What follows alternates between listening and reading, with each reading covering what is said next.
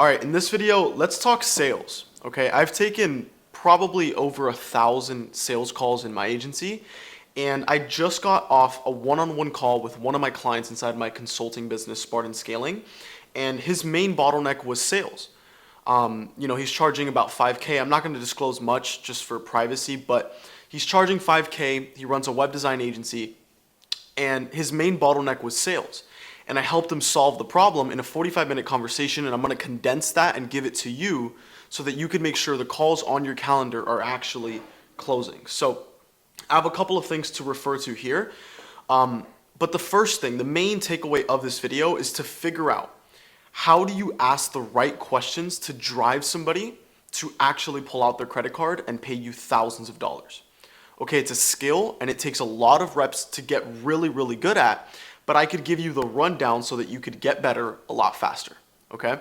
So with this call that I had with my client, what we figured out is that he wasn't able to truly identify what problem his prospects had on the call. You see, I have this one-liner here and I want to give it to you and I want you to take this one home to the bank. People pay for solutions, not services. Again, people pay for solutions to problems, not for a service or some shiny new thing. And you need to remember that, because if you're trying to sell your service, if you're trying to sell your offer, you won't sell. But the second you start selling solutions, you will sell. And in order to sell a solution, a problem first needs to be identified, right? But the issue is that if you're on a sales call and you try to identify the problem for your prospect, they won't buy. What you need to do is you need to get the prospect to come to their own conclusion that they have a problem by asking the right questions. And there's two ways to do this, okay? In order for us to do this, we need to figure out both logically and emotionally how this problem is affecting their business. So a lot of you are running, ad agencies or web design like landing pages or content agencies, etc. The same thing applies. I'll just use my agency as an example for this. So I was working with realtors, and a lot of the realtors that I was working with were already doing or tried Facebook ads, right? A lot of realtors have done Facebook ads. And I knew from taking hundreds of sales calls that the main problem realtors had was facing low quality leads that came from any advertising they did. They were getting low quality leads. That means people that did not know who they weren't interested in buying or selling a home, etc. And because I knew this was the problem in my entire funnel, because it needs to be congruent from my outreach to my VSL to my sales call, I was trying to hit on lead quality. And so you need to find this for your business. And I'll give you the example with my client here. He runs a web design agency. But what he realized after taking 100 sales calls was that the main problem his prospects had was not to get a better landing page, but it's to get more people to the landing page they have. That's the main problem his prospects have. They're simply not getting enough people to their website in the first place. And so when you understand this main problem that people will pay for, you will offer your service as the solution to that, and that's what will drive someone to pay you thousands of dollars. Okay, so, and I'll give you an example of how we go through this questioning phase. The best way to do it is to role play with somebody, but it's what I did with my client. And when you get somebody on the phone, you can't just take, or on a Zoom call, you can't take vague answers. The first step out of the two ways in order to ask the right questions is logic. You need to logically figure out what the problem is. Why is it a bottleneck? Why is it a constraint? And what do the numbers mean? I'll give you an example. So when you get on a sales call and you ask your prospects, so fill me in, John, how are you currently getting leads? Like, what does that process look like? And they say, I'm running ads right now. Got it. You might ask them, or you should ask them, how's that going for you? Prospect responds and he says, yeah, Christian, the ads, they're going all right. If you end the conversation there in terms of that topic and move to something else, you will never get the sale. That's what I'm trying to drill into your brain right now. You need to dig for logic. That means numbers. You need to figure out, It's like digging a tunnel, right? You're trying to keep on digging and digging and digging until you reach that pot of gold. And the pot of gold is your prospect coming to the conclusion that they have a problem. I'll give you another example I have written down here. It's the doctor analogy. When you go to the doctor, they diagnose you with a problem. You have a broken leg, right? You have cancer or something like that. They are diagnosing you. And in order to properly diagnose you, they need to ask the right questions. What hurts? How long has it been hurting?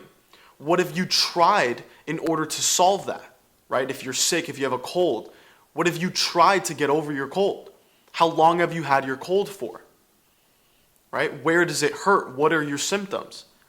They do this to properly diagnose you. And when the doctor says, hey, you have a broken leg, I have diagnosed you with a broken leg, I have diagnosed you with the flu. You're not like, oh, no, I don't have that. I have a broken arm. Oh no, I have COVID, or I have this or that. It's like, no, the doctor diagnosed you because he asked you questions to figure out what the actual problem was. And so you understand, okay, I have this problem. You are going to pay to solve the problem. It's the same exact thing here, okay? So back again, when you ask your prospect, hey, how are you getting leads? Oh, ads. How's that going for you? Oh, it's going all right. What do you mean by that it's going all right? Like, that's what you need to figure out. What do you mean by all right? All right as in you guys are on track to do 100,000 this month, or what does that look like? Prospect says, oh, like it could be better, but we're getting leads. You stop them. You're like, how many leads? Right? You want numbers. You need numbers to figure out, hey, because you come back to that in your pitch and you're like, hey, you're getting 30 leads a month. Like, if we could simply bring you 60 leads a month, you're doubling the business. And if you use our blank thing, that's why we do blank thing. That's what's going to get you there. Ready for the Stripe link? And then you drop them the Stripe link, right? But you have to figure that out. So you keep asking them questions and you keep digging until they start giving you numbers. Oh, well, we're getting 30 leads a month. Okay, and how have those leads been? Like, what's the conversion rate on that? Oh, I don't know. No, how many leads are converting? How many clients are you getting? And when you start asking these questions, you hit the logical part of the sale. And they start giving you numbers. We're getting this many leads. We're at this close rate. We've spent this amount on ads. We've done this, this, and this. Now you have all these numbers. You're going to write these down. You're going to come back to this in your pitch, okay?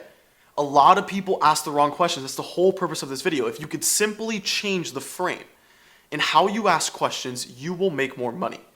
Because nobody is buying a service. Nobody's buying your freaking presentation slides and your pitch deck. They're not buying that. They're buying a solution to a problem they have. And so your pitch, if you're pitching right now and it's a 15-minute long pitch and you pull up a Miro board and this document and all these different things, it's like, that's not what you do. Stop that right now. Your pitch should be 2 minutes long. Okay, so I know we're jumping, but your pitch should be 2 minutes long. Because when you go to pitch, it should be reminding them, hey, we have these numbers. This is your constraint. This is your bottleneck. We're going to do X, Y, and Z to get you to this result to solve the problem you have. Sound good? Sound fair? You want to move forward? They ask for the price. If you agree on the price or you start talking numbers, they will start to ask what are called buying questions. You never reveal to the prospect everything that you do because it allows them to come in and hit you with objections. And a lot of the time, they don't even care about everything you do for them. They simply care if you could solve their problem and get them to the result that they want to get to. Okay? So again, if we're saying like, hey, we have all these logical numbers, we're at the pitch, we're telling them, hey, we're going to fix this problem using X, Y, and Z. And you reveal the price. They're going to start asking buying questions if you've done a good job revealing the problem and they understand that they need your solution. They're like, okay, well, Christian, how does this work? How are we going to do this? You could answer those questions because these are things they truly want to find out.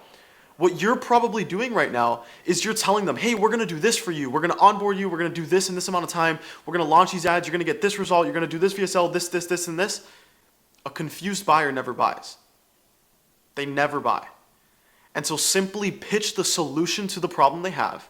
And if they need more information about how your service works and how you're going to deliver this, are you giving them a course? Are you done for you? Like, what does it look like? What are all the deliverables? Like, they will ask you those questions they truly need to know the answer to in order to buy. Back to the point. We went over logic.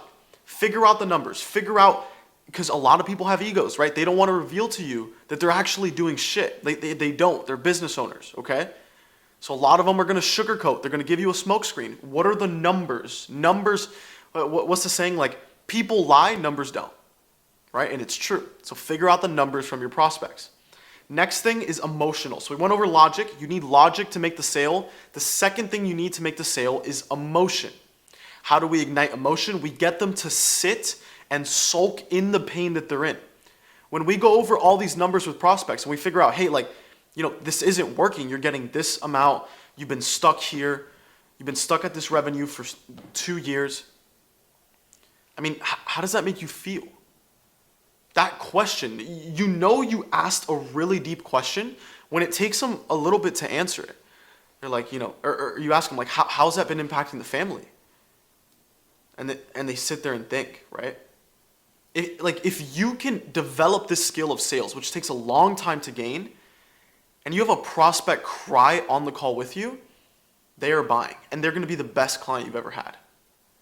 Because they've opened up these problems, these bottlenecks, the issues they're facing, all the bad stuff going on in their life, they're opening up to you because they're starting to trust you. And that's for another conversation. Trust should be built before the sales call, but you get what I'm saying. So we build on logic, we find out the numbers, we find out the bottlenecks, and then we go to emotion. We let them sit in the pain that they're in.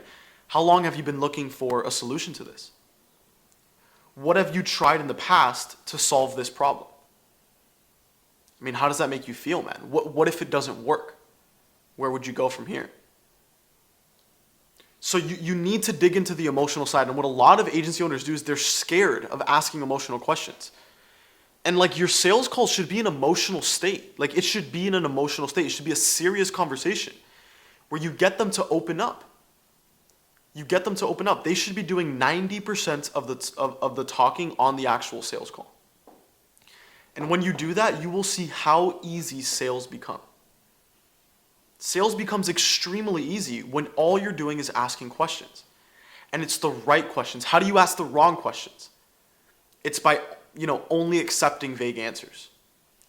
Your sales calls in a big part of it should just be like an interview where you're interviewing them. And if you're not able to do that, it's because you haven't built proper authority in your funnel. They should be coming onto the call either aware or unaware of a current problem they have. But they are looking for a solution. They have a desire they're trying to get to. That's why they're on the call. Like, a lot of people are doing like bait and switch techniques to get people on calls. It's like, no wonder sales is so hard for you. Like, you should be closing at 40, 50%. And so now that we understand that, you dig into logic, figure out the numbers, and you dig into emotion and ask them what has this resulted in? How long have you been struggling with this? What does it look like if you can't fix this?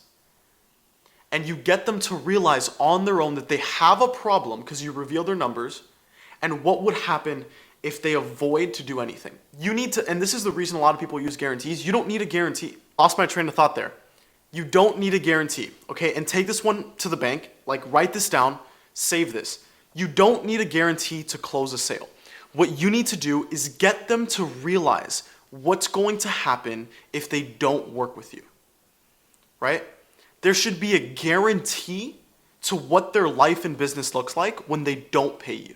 That's the guarantee. And you could use that to not have to guarantee the world to clients.